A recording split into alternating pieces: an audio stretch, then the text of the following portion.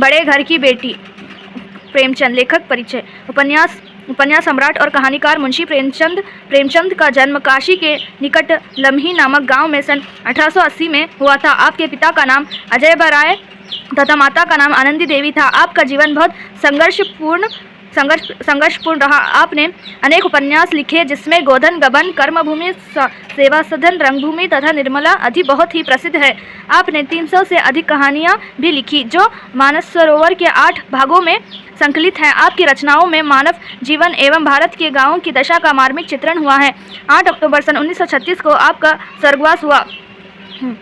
प्रस्तुत कहानी में बड़े घर की बेटी प्रेमचंद की श्रेष्ठ कहानियों में से एक है। सामाजिक जीवन के सूक्ष्म चित्रकार मुंशी प्रेमचंद ने इस कहानी में मध्यम वर्ग के गृहस्थ जीवन की एक ऐसी घटना को चित्रित किया है जो हमारे घरों में आए दिन घटती रहती है। आनंदी बड़े घर की बेटी है। संपन्न घर की सुविधाओं का अभ्यास होने पर भी उसने अपने आप को श्रीकंठ के रुद्रग्रस्त तथा अभावों से पूर्ण घर के अनुकूल बना लिया। एक दिन श्रीकंठ के छोटे भाई लाल बिहारी सिंह के अभद्र व्यवहार के कारण आनंदी को क्रोध आ गया। झगड़ा यहाँ तक बढ़ गया कि दोनों भाइयों के अटूट प्रेम की कड़ियाँ शिथिल हो गई और लाल बिहारी घर छोड़कर जाने लगा। घर को बिखरता देख आनंदी की सात्विक वृत्तियाँ जाग उठी। उसने लाल बिहारी को रोक लिया और बिगड़ता हुआ काम बना लिया। उच्च कुल की आदर्श महिलाएं कष्ट सहकर अपमानित होकर भी मर्यादा नष्ट नहीं होने देती। यही इस कहानी का संदेश है। पारिवारिक सदस्यों के आपसी संबंधों के महत्व को उजागर करने के उद्देश्य से प्रस्तुत पाठ का चयन किया गया है। देखिए अभी ये पाठ है। बेनी माधव सिंह गौरीपुर गांव के जमींदार और नंबरदार थे। उनके पितामह किसी समय बड़े धन्य संपन्न थे। गांव का पक्का तालाब और मंदिर जिनकी एक मरम्मत भी मुश्किल थी उन्हीं के कृति स्तंभ थे। कहते हैं इस दरवाजे पर हाथी झूमता था। अब उसकी जगह एक बूढ़ी भैंस थी जिसके शरीर में अस्थित पंजर के सिवा और कुछ शेष न रहा था, पर दूध शायद बहुत देती थी क्योंकि एक न एक आदमी हांडी लिए उसके सिर पर सवार ही रहता था। बेनी माधव सिंह अपनी आधी से अधिक संपत्ति वकीलों को भेंट कर चुके थे। उनकी वर्तमान आया 1000 रुपये वर्ष से अधिक न थी। ठाकुर साहब के 2 बेटे थे। बड़े का नाम श्रीकंठ सिंह, उनके बहुत दिनों के परिश्रम बड़े का नाम श्रीकंठ सिंह था। उसने बहुत दिनों के परिश्रम और उद्योग के बाद BA की डिग्री प्राप्त की थी। अब एक दफ्तर में नौकर था। छोटा लड़का लाल बिहारी सिंह दोहरे यानी कि मोटा बदन को सजीला जवान था। भरा हुआ मुखड़ा, चौड़ी छाती, भैंस का 2 सेर ताज़ा दूध वहाँ उठकर सवेरे पीता था। श्रीकंठ सिंह की दशा बिल्कुल विपरीत थी। इन नेत्रप्रिय गुणों को उन्होंने BA इन्हीं 2 अक्षरों पर न्योछावर कर दिया था। इन 2 अक्षरों ने उनके शरीर को निर्बल और चेहरे को कंठहीन बना दिया था। इसी से वैदिक ग्रंथों पर उनका विशेष प्रेम था। आयुर्वेदिक औषधियों पर उनका अधिक विश्वास था। शाम सवेरे से उनके कमरे से प्रया खारल की सुरीली मधुर ध्वनि सुनाई दिया करती थी। लाहौर और कलकत्ता के वैद्यों से बड़ी लिखा पढ़ी रहती थी। श्रीकंठ इस अंग्रेजी डिग्री के अधिपति होने पर भी अंग्रेजी सामाजिक प्रथाओं के विशेष प्रेमी न थे, बल्कि वहाँ बहुधा बड़े जोर से उसकी निंदा और तिरस्कार किया करते थे। इससे गांव में उनका बड़ा सम्मान था। दशहरे के दिनों में वहाँ बड़े उत्साह से रामलीला में सम्मिलित होते और स्वयं किसी न किसी पात्र का पाठ लेते थे। गौरीपुर में रामलीला के वही जन्मदाता थे। प्राचीन हिंदू सभ्यता का गुणगान उनकी गुणगान उनकी धार्मिकता का प्रधान अंग था। सम्मिलित कुटुंब के तो वो वहाँ एकमात्र उपासक थे। आजकल स्त्रियों को कुटुंब में मिलजुल कर रहने की जो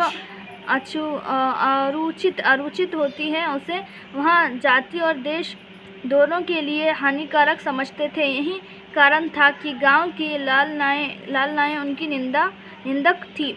कई तो उन्हें अपना शत्रु समझने में भी संकोच न करती थी। स्वयं उनकी पत्नी को ही इस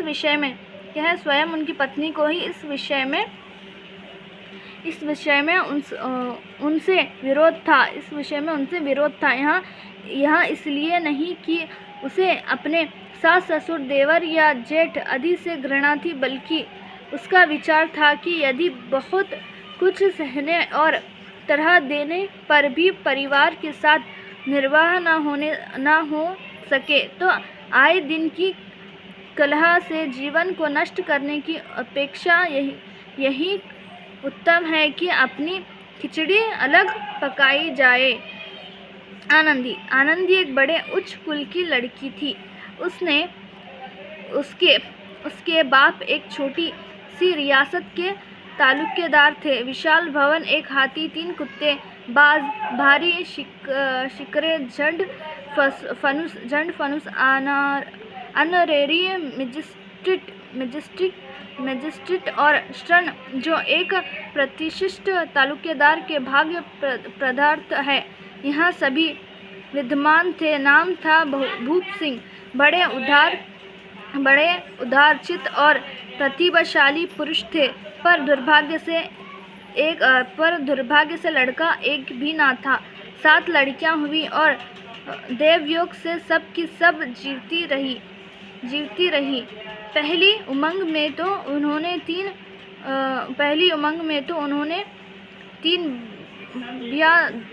तीन ब्याह दिल खोल कर किया। ब्याह यानी कि शादी, विवाह।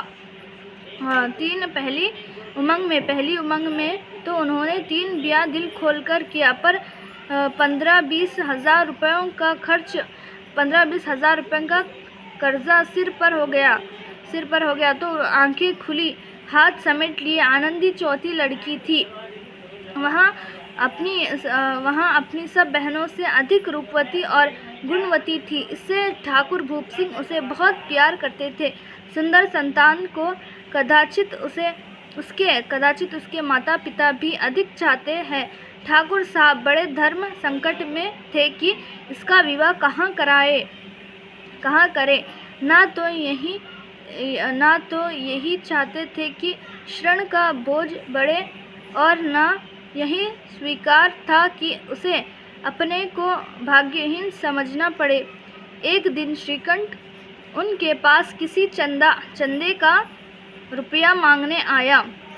शायद नगरी प्रचार का चंदा था। भूप सिंह उनके स्वभाव पर रिझ गए और धूमधाम से श्रीकंठ सिंह का आनंदी के साथ ब्याह हो गया। आनंदी अपने नए घर में आई तो यहाँ का रंग ढंग कुछ और ही देखा। जिस टिमटम की उसे बचपन से ही आदत पड़ी हुई थी, वहाँ यहाँ नाम मात्र को भी ना थी। हाथी घोड़ों का तो कहना ही क्या, कोई सजी हुई सुंदर बहली तक ना थी। रेशमी सिलपर 7 लाई थी, पर यहाँ भाग कहाँ। मकान में खिड़कियाँ तक ना थी, ना जमीन पर फर्श, ना दीवार पर तस्वीरें। यहाँ सीधा सादा देहाती गृहस्थ का मकान था। किंतु आनंदी ने थोड़े ही दिनों में अपने को इस नई अवस्था के ऐसे अनुकूल बना लिया मानो उसने विलास के सामान कभी देखा ही ना थे।